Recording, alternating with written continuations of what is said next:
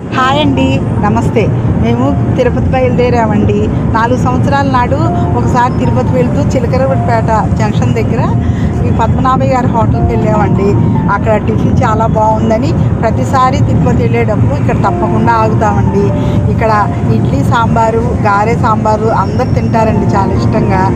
ఇంకా మిగతా టిఫిన్లు అయితే పూరి, దోశ అన్నీ చాలా బాగుంటాయండి.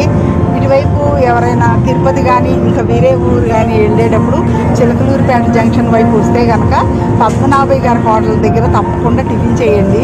ఓసారి టేస్ట్ చేయండి, చాలా బాగుంది.